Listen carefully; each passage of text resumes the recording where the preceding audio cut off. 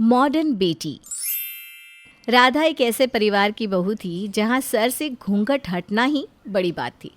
पर ऐसे ससुराल में भी राधा ने अपने परिवार वालों के खिलाफ जाकर अपने खुद के पैसे से अपनी बेटी नैना को पढ़ने के लिए बाहर भेजा था। आज 6 महीनों बाद अपना फर्स्ट सेमेस्टर पूरा करके नैना अपने घर वापस आने वाली थी।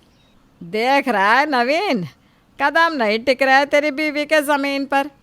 मान लो बेटी पढ़ाई के बीच में नहीं, सीधा अफसर ही बनकर वापस लौट रही है। मैंने तो बोलना ही बंद कर दिया है माँ। इसके तो अपने पैसे हैं ना मायके के। मेरे जेवर हैं, मैं इन्हें बेचकर अपनी बेटी को पढ़ाऊंगी, आपसे एक पैसा नहीं लूंगी, यही कहा था ना इसने। अब देखते हैं कौन सा सितारा तोड़ लाती है इसकी बेटी इसके लिए। बनी नहीं है अफसर तो क्या हुआ, बन जाएगी। मेरी बहुत इच्छा थी पढ़ने की, पर शादी के बाद मैं पढ़ ना सकी। मेरी बेटी के साथ भी ऐसा होता मैं नहीं देख सकती थी। वो रसोई में जीवन बर्बाद नहीं करेगी, कुछ बड़ा करेगी। राधा पूरा दिन नैना का मनपसंद खाना बनाने में निकाल देती है और दरवाजे पर उसकी राह देखती रहती है। नैना को आता देख उसकी खुशी का ठिकाना नहीं रहता। नैना, कब से तेरी राह देख रही थी मैं बेटा।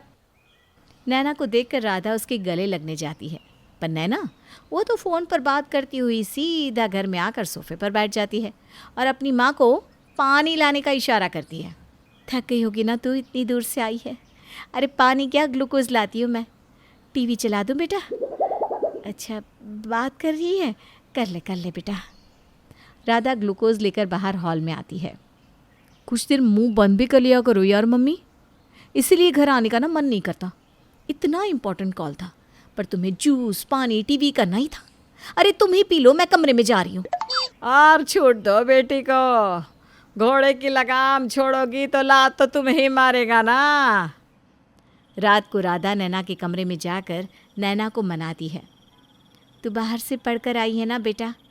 मैं ठहरी गवार, मुझे क्या पता था बेटा।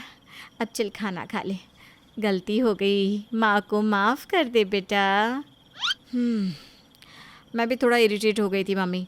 चलो खाना खाते हैं। अपनी माँ की बात मानकर नैना खाने के टेबल पर आ जाती है। खा बेटा, सब तेरे लिए ही बनाया है। ये पूड़ी, ये सब्जी। कौन खाता है पूड़ी सब्जी मम्मी? पहले तो मैं यहाँ से बाहर निकली ही नहीं थी। कॉलेज गई तो पता लगा कि ये सब तो कोई नहीं खाता। मेरी सारी फ्रेंड्स पिज्ज़ा खाती है, बर्गर खाती है। राधा, खाने का प्लेट हटा दो इसके सामने से। बाहर का लक्षण सीख कर आई है ये। पर उसने कुछ खाया ही नहीं है। नए दोस्तों से ही खाना मंगवा लेगी, तुम फिक्र मत करो। सुबह से इसकी नौटंकी देख रही हूँ, एक थप्पड़ मारूंगी तो पूरी अकल ठिकाने आ जाएगी। बहुत हो गई पढ़ाई, बाहर भेजा था तूने इसे मेरे ऊपर होकर। देख लिया क्या बनकर वापस लौटी है तेरी होनहार बेटी। कुछ दिन और बाहर रही ना तो हमारे खानदान के नाम पर कालिक लगवा देगी।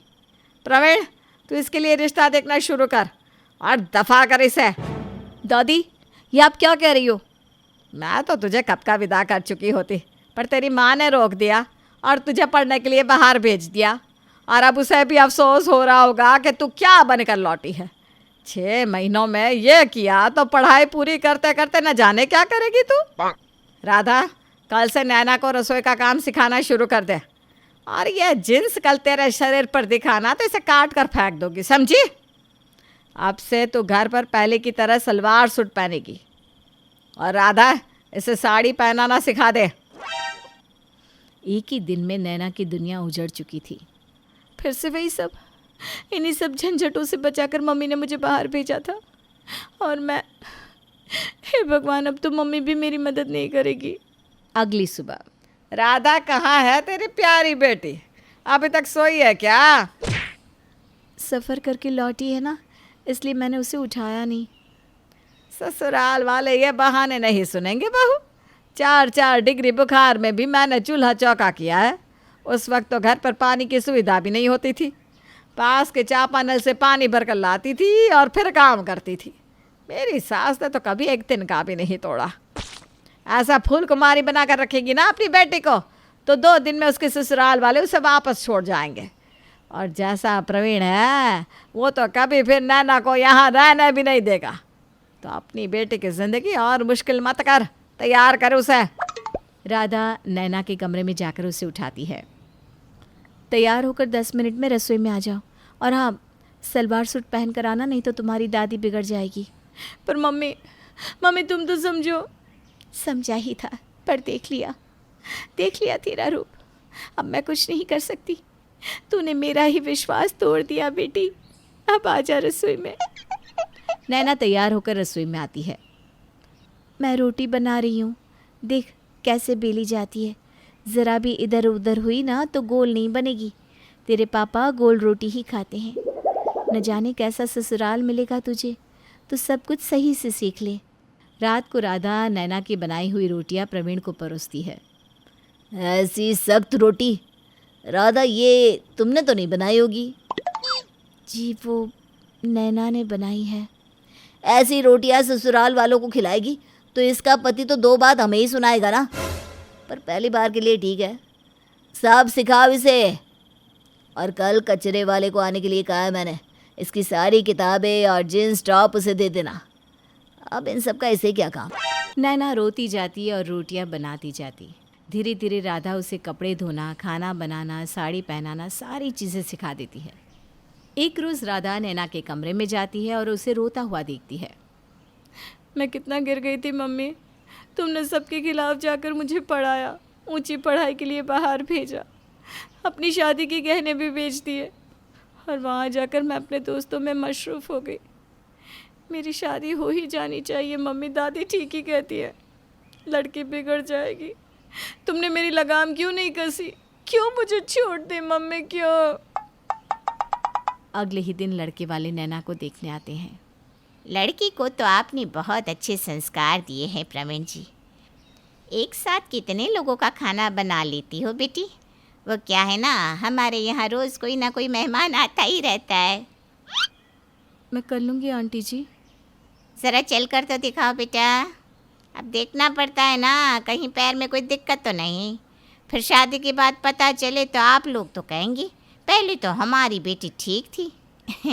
अब आप लोग समझिए, जांच परख करनी पड़ती है ना। हम तो बिना जांचे एक बर्तन भी नहीं लेते। ये तो बहू की बात है। नैना लड़के वालों के सामने चलकर दिखाती है। कॉफ़ी की स्पेलिंग बताओ तो। मैं पढ़ी लिखी हूँ, COFFEE। हाँ ठीक है, फाइनल कर देते मम्मी से। और हम मना कर देते हैं। चलिए नमस्ते। प्रवीण लड़के वालों को वापस भेज देता है, जिसे देखकर नैना चौंक जाती है।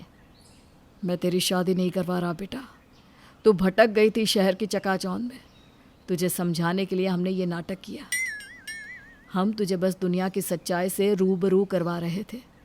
तेरी किताब घर के पीछे के स्टोर रूम में ही रखी है, अच्छे से पढ़, वरना देखा ना कितनी मुश्किल होगी। ओह गॉड, पापा मुझे माफ़ कर दीजिए। अब ऐसी गलती मैं कभी दोबारा नहीं करूँगी। मैं अब यहीं के कॉलेज से पढ़ाई करूँगी और फ्री टाइम में मम्मी की मदद करूँगी। पढ़ने वालों को बड़े शहर की नहीं, किताबों की ज़रूरत होती है। नैना को अपनी गलती का एहसास हो जाता है और वो मन लगाकर फिर से पढ़ाई में लग जाती है।